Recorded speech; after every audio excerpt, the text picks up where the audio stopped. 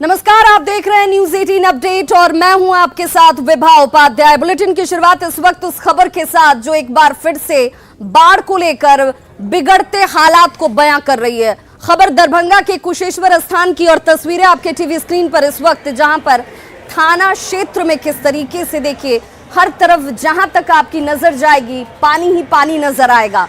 और थाने के अंदर देखिए बाढ़ का पानी जो है वो 2 से 3 फीट तक घुसा हुआ है।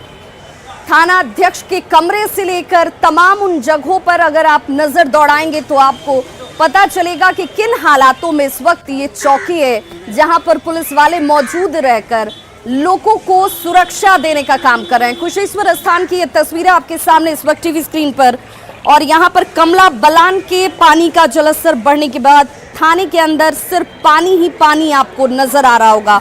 और तस्वीरें इन हालातों को बयां कर रही हैं, जहां पर आलम यह है कि थाना के अंदर हर तरफ पानी है। थानेदार के कमरे की तस्वीर देख लीजिए, जहां पर कुर्सी पानी में डूबी हुई है। बाढ़ का पानी थाना अध्यक्ष के चैम्बर में घुसा हुआ है। वायरलेस सेंट जहां पर इन तमाम उपकरणों को रखा जाता है, वहां पर भी हर तरफ पानी ही पानी आपको नजर आएगा। कमरे हों या फिर उपकरण रखने के उन तमाम जगहों तक अगर आपकी नजर दौड़ेगी तो आपको बाढ़ के बाद खराब हुए हालात का अंदाजा चलेगा। आपको बताते चलें कि 4 महीने से लगभग पूरा इलाका जो है वो बाढ़ के पानी में घिरा हुआ है। लोग परेशान हैं, राहत की उम्मीद लगाए लोगों को एक बार फिर से बाढ़ ने परेशान कर दिया है। थाने के अंदर सांप कीड़े के बीच, मच्छरों के बीच यूं कहिए कि लोग इस वक्त ड्यूटी कर रहे हैं और आम से लेकर खास सभी हलकान हैं। डूबा हुआ है, 2 ठो कोठली बचा हुआ है, थोड़ा बचा हुआ उसी में चल रहा है। बाकी बाद जो है सारे में पानी है। बरसात हुआ है, पानी दोबारा आया है, दोबारा पानी आया है। ऐसे ही पहले भी था और फिर अभी भी बढ़िए रहा है पानी। तो समस्या होती है? हाँ, समस्या ऐसा है, जाने आने में सारे आदमी को फीवर का शिकायत होने लगा है। हाँ, डर सर सांप कीड़ा का जो है पूरा डर है। मच्छर तो है ही है, कैदी के लिए थोड़ा ऊँचा है, उसी में पानी में जाना आना, उसको देखना उखना हर चीज़। और देखिए शिवहर में बागमती नदी जो है वो लगातार 4 दिनों से उफान पर है। जलस्तर बढ़ रहा है और इस वजह से इन इलाकों में रहने वाले लोगों की मुसीबतें बढ़ गई हैं। तस्वीर जो इस वक्त आपके टीवी स्क्रीन पर है वो इन हालातों को बयां करती हुई, जहां बागमती के जलस्तर में बढ़ोतरी के बाद एक बार फिर से इलाके के लोग दहशत में हैं, डर के साए में जीने को मजबूर हैं। शिवहर के बागमती नदी की तस्वीर इस वक्त आपके सामने है, जहां पर पिछले 4 दिनों से लगातार खतरे के निशान से ऊपर बागमती बह रही है। और बागमती नदी के जलस्तर में बढ़ोतरी की वजह से यहां रह रहे लोगों की परेशानियां बढ़ी हुई हैं। बेलवा में निर्माणाधीन डैम का कार्य प्रभावित हो चुका है और स्थिति का जायजा लिया हमारे सहयोगी राकेश रंजन ने। मैं इस वक्त खड़ा हूँ शिवहर जिले के पिपरारी प्रखंड के बेलवा गांव में, और बेलवा गांव की जो स्थिति है आपको दिखलाने की कोशिश करता हूं। बेलवा गांव में तकरीबन 100 करोड़ की लागत से डैम का निर्माण कार्य हो रहा है और इलाके के लोगों के लिए यह डैम बड़ी सौगात है, क्योंकि यहां पर राज्य सरकार के द्वारा इस डैम निर्माण कार्य के जरिए किसानों को एक बेहतर सुविधा देने की बात कही गई है। और इतना ही नहीं, जो इलाका है वह बाढ़ से भी मुक्त होगा और 100 करोड़ की लागत से डैम का निर्माण कराया जा रहा है। और डैम का निर्माण कार्य काफी तेजी गति से हो रहा था, लेकिन बागमती नदी के जलस्तर में जो लगातार वृद्धि हो रही है, आप तस्वीर देख सकते हैं। डैम का जो निचली हिस्सा है वह पूरा पानी से भर गया है और डैम का निर्माण कार्य फिलहाल ठप है। और लगातार यहाँ जो अधिकारी है उनकी नजर इस डैम निर्माण कार्य पर है और काफी डैम निर्माण कार्य के बाद यह जो इलाके के किसान हैं उनको काफी सुविधा होगी, उनको सिंचाई का साधन उपलब्ध कराया जाएगा और यहाँ पर बेहतर पुल का निर्माण भी हो जाएगा, ताकि आने जाने वाले लोगों को काफी सुविधा मिल सके। और ये डैम यहाँ के इलाके के किसानों के लिए एक बड़ी सौगात माना जाता है, लेकिन फिलहाल बागमती नदी के जलस्तर में वृद्धि के कारण डैम निर्माण कार्य ठप है और यहाँ के जो लोग हैं वो निराश हो चुके हैं। राकेश रंजन, न्यूज 18 शिवहर। और देखिए समस्तीपुर रेल मंडल के हाया घाट जहां पर इस स्टेशन की तस्वीर आपको बताएगी कि किस तरीके से पानी जो है वो सड़कों पर ही नहीं अब रेल पटरियों पर भी पहुंच चुकी है और इस वजह से 14 ट्रेनों के परिचालन को रद्द कर दिया गया है। ये तमाम कवायदे आम लोगों की सुरक्षा के मद्देनजर इस वक्त उठाई जाती हुई, जिसमें ट्रेनों के परिचालन पर रोक लगाई गई है। 14 प्रमुख गाड़ियों का परिचालन रद्द कर दिया गया है, जबकि 8 ट्रेनों के रूट को बदल दिया गया है। पूर्व मध्य रेल के ट्रैफिक इंस्पेक्टर अमित झा की जानकारी के अनुसार पानी के बढ़ते जलस्तर के मद्देनजर यात्री सुरक्षा सबसे ज्यादा बड़ी प्राथमिकता है और इसीलिए ये कदम उठाए गए हैं। सभी ट्रैक पर परिचालन जो है दरभंगा समस्तीपुर रेल रूट पर फिलहाल बंद किया गया है। जब तक पानी का लेवल सुरक्षित स्तर तक नहीं पहुंचता है तब तक इन रूटों पर ट्रेनों की आवाजाही फिलहाल रोक दी गई है। एहतियाती ये तमाम कदम इस वक्त उठाए जाते हुए हम लोग इधर से आते जाते हैं, लेकिन पानी जो है रोज बढ़ ही रहा है। क्या समझे, पहले पानी एक बार बढ़ा था, फिर कम गया पानी, तो फिर ट्रेन चालू हुआ था थोड़ा दिन के लिए, फिर पानी जो है बढ़ा तो कल से तो ट्रेन फिर बंद हो गया और फिर कल से लेकर के आज तक देखिए फिर और जो है गाटर पे पानी चढ़ गया।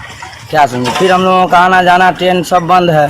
ट्रेन नहीं जा रही है, वो बता रहे हैं कि सीतामढ़ी से जाएगी, तो अब हम दरभंगा स्टेशन अब जाएंगे, आधा घंटा बचा हुआ है टाइम, अब पता नहीं पकड़ाएगा तो फिर घर वापस चले आएंगे।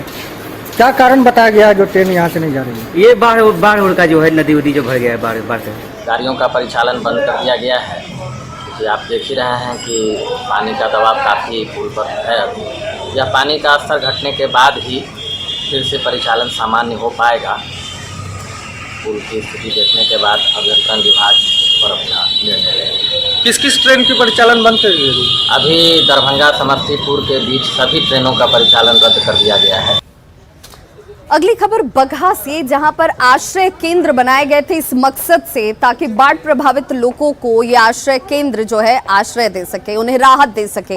लेकिन कई जगहों पर हालात ऐसे हैं जहां पर आश्रय केंद्र या तो बंद हो चुके हैं या फिर उन आश्रय केंद्रों के आसपास आपको पानी का साम्राज्य नजर आएगा। सीधे तौर पर लोगों की परेशानी इस वक्त बढ़ती हुई, जहां इन आश्रय केंद्रों के जरिए सरकार की कोशिश बाढ़ प्रभावित क्षेत्रों में बाढ़ पीड़ितों को मदद पहुंचाने की थी, वो आश्रय केंद्र इस वक्त खुद पानी में घिरे हुए हैं और लोगों को इससे कोई राहत नहीं मिल पा रही है। बाढ़ आश्रय केंद्र का जायजा लिया संवाददाता मुन्ना राज ने।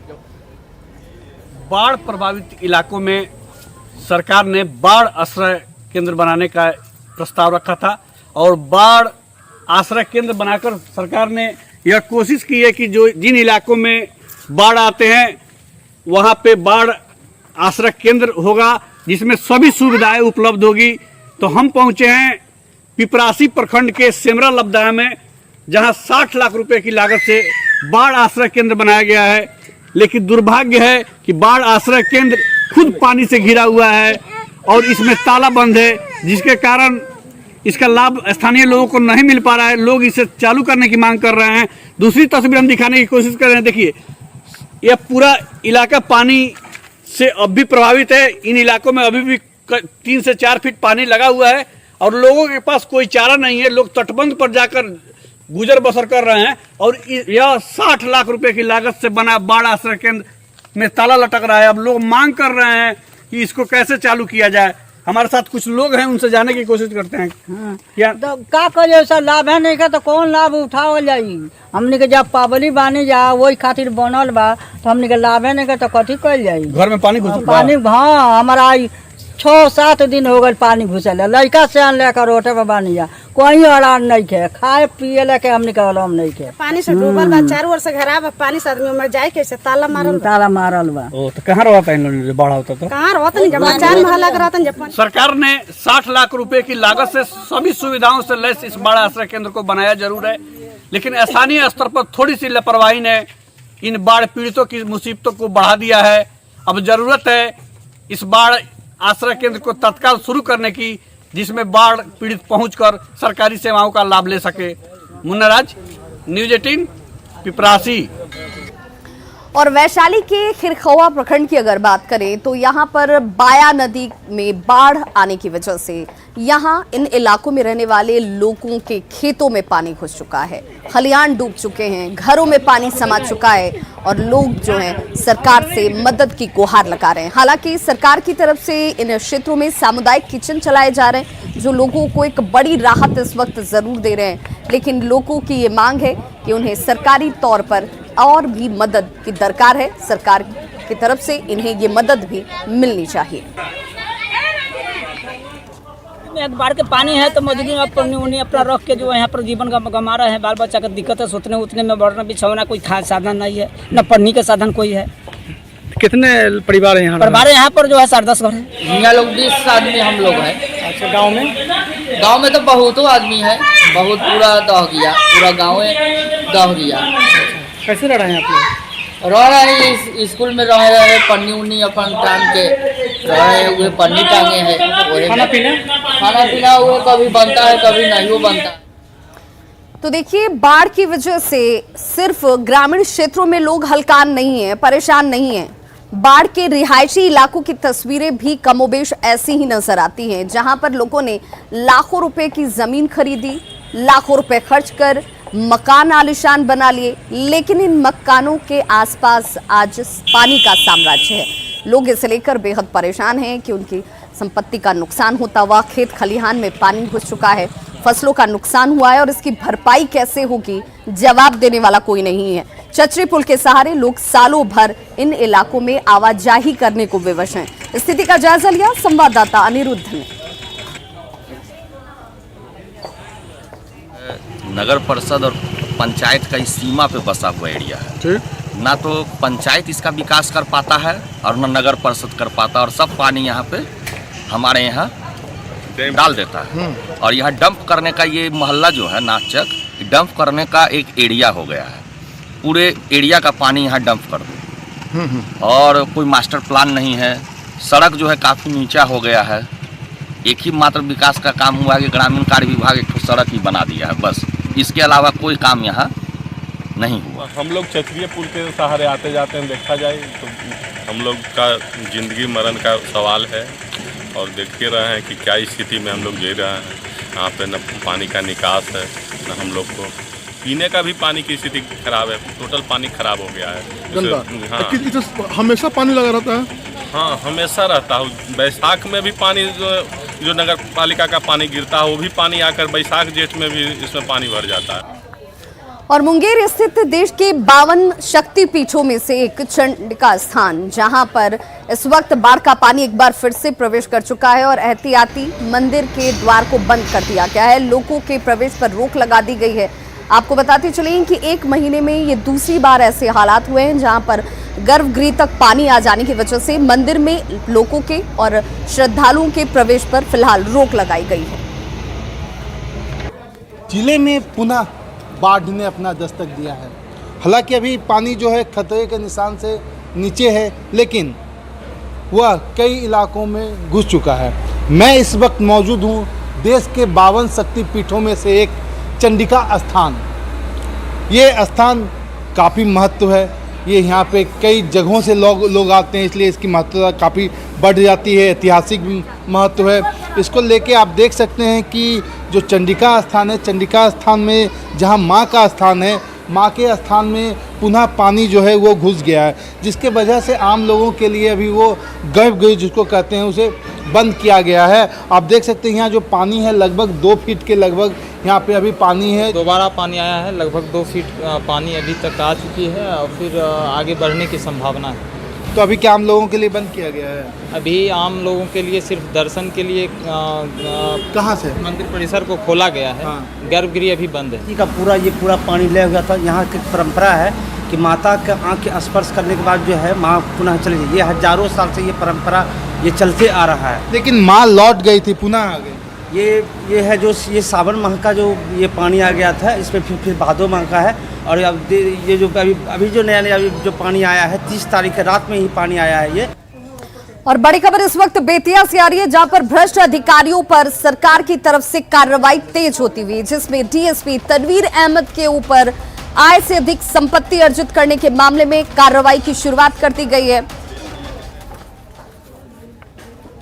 और बड़ी खबर इस वक्त आपको बताते चले, बिग बॉस के विनर सिद्धार्थ शुक्ला का हार्ट अटैक की वजह से निधन हो गया है। ये बड़ी खबर इस वक्त सामने आती हुई, जिसमें सिद्धार्थ शुक्ला के हार्ट अटैक की वजह से मृत्यु हो गई है। आपको बताते चलें कि बिग बॉस के विनर सिद्धार्थ शुक्ला, जिन्हें बताया जा रहा था कि अपनी स्ट्रेटजी की वजह से, अपने अभिनय की वजह से, कई बालिका वधू जैसे तमाम सीरियल्स में काम करने वाले सिद्धार्थ शुक्ला, हार्ट अटैक की वजह से इनकी मृत्यु हुई है, जो जानकारी इस वक्त बड़ी सामने आती हुई।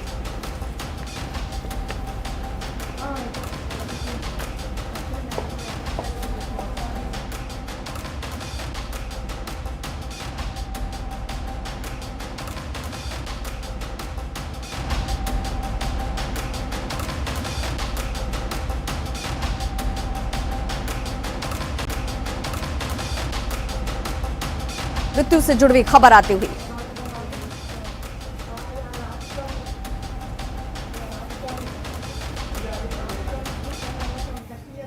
और बिहार में पंचायत चुनाव को लेकर नामांकन की शुरुआत हो चुकी है। तमाम तैयारियों के बीच नामांकन की प्रक्रिया की शुरुआत होती हुई पंचायत चुनाव के मद्देनजर बड़ी जानकारी, और आज नामांकन की शुरुआत हो रही है।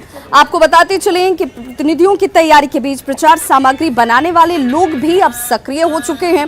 ग्रामीण चुनाव में प्रचार के तरीके पूरी तरह से अब हाईटेक हो चले हैं। देखिए, आपके सामने तस्वीर भी है। देसी ठेठ अंदाज और भाषा में गाना के जरिए सोशल मीडिया और दूसरे प्रचार माध्यमों में किस तरीके से उपयोग किया जाता हुआ प्रचार में ज्यादा इसे और प्रभावी कैसे बनाया जाए, इसकी कोशिश यहां सामने नजर आती हुई। कटिहार के दो दोस्त अपने स्टूडियो में गाना और म्यूजिक ट्रैक तैयार करने में जुटे हुए हैं। उनसे बातचीत की न्यूज़ 18 संवाददाता सुब्रत गुहा ने। पंचायत चुनाव को लेकर मुखिया और जनप्रतिनिधियों के तैयारी से दूर दो मित्र एक अलग तैयारी कर रहे हैं। ये पूरी तरह जो पंचायत चुनाव के लिए प्रचार का बाजार है, ये उस बाजार से जुड़ा हुआ एक तस्वीर है। आप देख सकते हैं, ये रिकॉर्डिंग स्टूडियो है और इस स्टूडियो में मुन्ना जी गाना गाते हैं और मनोज जी उसका एडिटिंग करते हैं। और चूंकि सुदूर इलाके तक अब डिजिटलाइजेशन मार्केट का दौर हो चुका है और इस तरह का तरीके का डिमांड ज्यादा है। हम बात करते हैं मनोज जी से। मनोज जी, क्या तैयारी है चुनाव बाजार को लेकर? आप दो मित्र की क्या तैयारी? जी, हम लोग जैसे उम्मीदवार अपने तैयारी में लगे हुए हैं, तो यहाँ हम लोग भी उनके लिए तैयारी में लगे हुए हैं कि उनको जो है अपने स्टूडियो से बेहतर सॉन्ग उनको दे और प्रचार के माध्यम से घर घर जो नेताओं का आवाज़ पहुँचता है वो हम लोग पहुँचाएँ। और यहाँ ट्रैक बनता है, गाना बनता है, बहुत सारी व्यवस्थाएं हैं, ऑडियो वीडियो दोनों प्रचार यहाँ बनता है जो हम लोग बनाते हैं। तो चुनाव चिन्ह नहीं मिला है, तो ये तैयारी कैसा है? और नेताओं का नाम कंफर्म नहीं है, क्या तब क्या तैयारी है? जी, जैसे नाम कंफर्म हो जाएगा और उनका सिंबल कंफर्म हो जाएगा तो हम लोग उस हिसाब से तैयारी कर रहे हैं कि सिर्फ सारा कुछ यहाँ रेडी कर रहे हैं पहले से, और सिंबल और नाम यही बाकी है लगाना। जब उम्मीदवार लोग आएंगे तो उस हिसाब से बन जाएगा। कितना साल से कर रहे हैं दोनों मित्र से? ये करीबन 20 से 25 साल से हम लोग। बिल्कुल, कटिहार से ही नहीं, पटना तक के लोग यहाँ आते हैं, उम्मीदवार आते हैं, और इधर नेपाल तक के लोग यहाँ आते हैं। पहली बार इस बार जो है ईवीएम से चुनाव हो रहा है, तो ईवीएम को लेकर क्या तैयारी है? आप लोग कुछ नया तैयारी किया है? क्या तैयारी इस बार सर हम ये ईवीएम बनाए हुए हैं अपने से, और ये ईवीएम जो है लोगों पे एक कलर वाइज जो है 4 कैंडिडेट को ये ईवीएम बनेगा। तो ये देखिए कि इस तरह से हम बटन टिपेंगे इसके अंदर में, तो ये पिक से साउंड जो इफेक्ट मतदान केंद्रों में मिलता है वो इफेक्ट होकर के और मतदाताओं के बीच में जा करके इसको प्रैक्टिस करवाते हैं प्रतिनिधि। अच्छा, ये गाना जो बनाते हैं या क्या यूट्यूब में, मोबाइल में, गांव में प्रचार का ये दौर जी जी जी जी, अब तो बहुत सारा काफ़ी समय चेंजअप आ चुका है। लोग जो है डिजिटल की तरफ जा रहे हैं। फेसबुक के माध्यम से, व्हाट्सएप के माध्यम से हम लोग एक छोटा सा कटअप वीडियो बनाते हैं जो प्रचार के माध्यम से वो उन तक बात रख सकते हैं कि हाँ भाई क्या प्रचार है, क्या सिंबल है, क्या कैसा व्यक्ति है। तो उस हिसाब से हम लोग तैयारी कर रहे हैं। अभी से बड़ा बाजार मिल रहा है। जी जी जी जी, अभी से कॉन्टेक्ट हम लोग को बहुत सारे प्रतिनिधि, क्योंकि हम लोग इस लाइन से जुड़े हुए हैं, तो पहले से जो प्रतिनिधि हैं वो लोग इस बार भी चुनाव में उठेंगे, तो वो लोग हम लोग से संपर्क कर चुके हैं और हम लोग उसके लिए तैयारी कर रहे हैं। जैसे कि बता रहे थे कि चुनाव प्रचार का जो बाजार है वो अब सिर्फ पुर्जे पर नहीं, बैनर पर नहीं, बल्कि ये डिजिटल तरीका है और डिजिटल दौर है, इसीलिए ये तैयारी वाकई खास है। साथ ही ईवीएम का दौर है इस बार पंचायत चुनाव में, इसीलिए ईवीएम का डमी बनाकर भी इस तरह का प्रचार का एक नया तरीका अपनाया जा रहा है और प्रचार बाजार को एक व्यापक रूप दिया जा रहा है। सुब्रत, न्यूज़ 18 कटिहार। तो बेतिया से लगातार बड़ी खबर सामने आती हुई, जिसमें भ्रष्ट अधिकारियों के ऊपर सरकार की तरफ से कार्रवाई की जाती हुई। डीएसपी तनवीर अहमद के कई ठिकानों पर इस वक्त छापेमारी की जा रही है, जिनमें बेतिया के ठिकानों पर छापेमारी शुरू होती हुई आय से अधिक संपत्ति के मामले में इस वक्त ये बड़ी कार्रवाई डीएसपी तनवीर अहमद के आवास पर छापेमारी के तौर पर सामने आ रही है। आपको बताते चलें, बालू माफियाओं से सांठगांठ को लेकर के पालीगंज में तैनात तनवीर अहमद, इनके ऊपर आय से अधिक संपत्ति अर्जित करने के मामले में कार्रवाई की जा रही है। और सहयोगी प्रफुल्ल हमारे साथ इस वक्त ज्यादा जानकारी के साथ फोन लाइन पर जुड़ चुके हैं। प्रफुल्ल, कौन कौन से ठिकानों पर इस वक्त ये छापेमारी की जा रही है? जी, मैं आपको बता दूं कि बालू खनन के मामले में और बालू माफियाओं से सांठगांठ के आरोप में उन पर सरकार ने पहले कार्रवाई की और अब आर्थिक अपराध इकाई ने भी शिकंजा कस दिया है। उनके पटना स्थित आवास पर छापेमारी की जा रही है और भारत नेपाल सीमा पर स्थित जो इनरवा थाना क्षेत्र का पिराड़ी गांव है, वहां पे उनका पैतृक निवास है। वहां पे सुबह सुबह आर्थिक अपराध इकाई की टीम पहुंची है और छापेमारी चल रही है। हालांकि यहाँ पे उनके जो भाई हैं, उनका परिवार रहता है। मोहम्मद सगीर जो शिक्षक है पेशे से, वो वहाँ पे मौजूद हैं और जो आर्थिक अपराध इकाई की टीम है उसको सहयोग कर रहे हैं। जो विवरण टीम मांग रही है, जो संपत्ति का ब्यौरा जो टीम मांग रही है, वो टीम वहाँ पे वो जो शिक्षक भाई हैं वो मुहैया करा रहे हैं। और जब छापेमारी शुरू हुई है उसके बाद ग्रामीणों की भीड़ जो है उस गांव में इकट्ठा हो गई। जैसा आप तस्वीरों में देख सकते हैं कि किस तरह से पूरी टीम जो है एसटीएफ सुरक्षा के साथ यहाँ पे आर्थिक अपराध इकाई की टीम पहुंची है और सुबह से ही लगातार बंद कमरे में घर को बाहर से सुरक्षा बल तैनात है और अंदर जो अधिकारी हैं वो अंदर मौजूद हैं और लगातार एक एक चीज की बारीकी से जांच की जा रही है और संपत्ति का ब्यौरा इकट्ठा किया जा रहा है। प्रफुल्ल, कब से इस छापेमारी की शुरुआत की गई है और कब तक उम्मीद की जाए कि कितनी आय से अधिक संपत्ति या किन कागजातों की बरामदगी सामने आ पाई है? जी, अभी तक चूंकि अधिकारी जो है वो स्पष्ट तौर पे कुछ भी बताने को तैयार नहीं है, लेकिन हाले सुबह लगभग 9 बजे से ये कार्रवाई शुरू हुई है और पूरा जो टीम आर्थिक अपराध इकाई की टीम स्थानीय थाना के साथ साथ पुलिस बल के मौजूदगी में पूरी टीम जो यहाँ पहुंची है और उसके बाद से लगातार इस घर में छापेमारी चल रही है। लगातार परिजन जो है उनसे बात कर रही है और जो जमीन के कागजात हो या आय से अधिक संपत्ति का जो मामला है उसका ब्यौरा जो है वो खंगाला जा रहा है और टीम लगातार अभी भी अंदर है। कई बार बात करने की प्रयास की गई, लेकिन टीम से ये कहा गया कि जब लास्ट में जब छापेमारी जब खत्म होगी, जब सब कुछ आंकड़ा जो है वो स्पष्ट तौर पे सामने आएगा, तब कुछ मीडिया को बताया जाएगा। फिलहाल अभी अधिकारी कुछ भी बताने को तैयार नहीं है। जी प्रफुल्ल, कौन कौन से लोग इस टीम में शामिल हैं, कोई जानकारी मिल पा रही है? जी, बताया जा रहा है कि डीएसपी आर्थिक अपराध इकाई और इंस्पेक्टर रैंक के अधिकारी इसमें शामिल हैं। साथ ही एसटीएफ सुरक्षा बल के नेतृत्व में पुलिस बल भी वहां पे मौजूद है और डीएसपी रैंक के कुछ अधिकारी आए हुए हैं।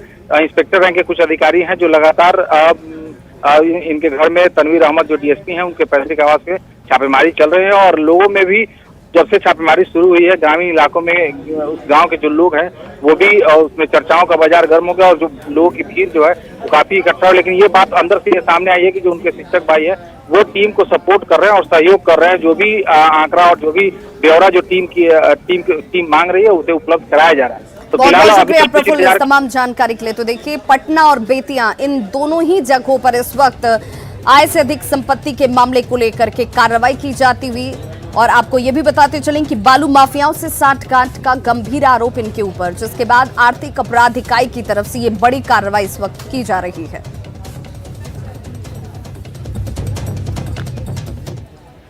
तो खबरों का सिलसिला लगातार जारी है, आप देखते रहिए न्यूज़ 18 बिहार झारखंड।